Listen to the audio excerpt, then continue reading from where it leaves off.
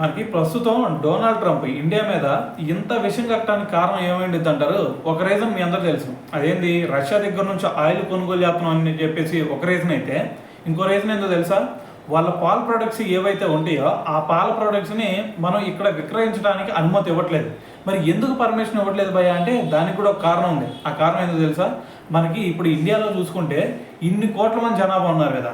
So దీంట్లో ఏకంగా 8 కోట్ల మంది జనాభా ఈ పాల ప్రొడక్ట్స్ని ఉత్పత్తి చేస్తూ, అంటే పశువులను పెంచుతూ వాటి నుంచి పాలు తీసుకొచ్చి మరి వాటిని అమ్ముకోవడం ద్వారానే చాలామంది బతుకుతున్న వాళ్ళు చాలామంది ఉన్నారు. సో దీంట్లో 8 కోట్ల మంది ఉన్నారు. సో మరి 8 కోట్ల మందికి చాలా నష్టం కలిగే ఛాన్సే ఉంది. సో మరి 8 కోట్ల మంది పాలు ప్రొడ్యూస్ చేస్తున్నారు కాబట్టి మరి వాళ్ళ పాల ప్రొడక్ట్స్ మనకేం అవసరం?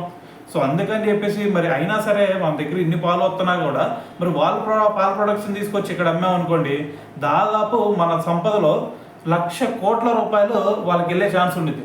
ఎందుకు? వాళ్ళు ఇక్కడ అమ్ముతున్నారంటే మనం కొనుక్కుంటున్నాం, మనం కొనుక్కున్న డబ్బులు వాళ్ళకే కదా వెళ్ళేది. సో కాబట్టి దీంట్లో 1,00,000 కోట్ల రూపాయల వరకు మనకి నష్టం కలిగే ఛాన్స్ ఉంది. అందుకని చెప్పేసి నరేంద్ర మోడీ గారు కూడా ఒక స్టేట్మెంట్ ఇచ్చారు. అయితే ఆయన ఏమన్నారంటే, ఫస్ట్ భారతదేశం ఫస్ట్ ఇంపార్టెన్స్ ఏది దేనికన్నా ఇచ్చిద్దా అంటే అది రైతులకి, మత్స్యకారులకి, అదేవిధంగా ఈ పాల ఉత్పత్తి చేసే వాళ్ళకే ఫస్ట్ ఇంపార్టెన్స్ అయితే మేము ఇస్తాం. సో వాళ్ళకి ఇబ్బంది కలుగుతుంది అంటే పర్సనల్గా నాకు ఎటువంటి హాని కలిగినా సరే, నా మీద ఎవరు దూషించినా సరే వాటన్నిటికి కూడా నేను ఎప్పుడు కూడా సిద్ధంగానే ఉంటాను అని చెప్పేసి మరి నరేంద్ర మోడీ గారు అయితే మాట్లాడటం జరిగిందనమాట.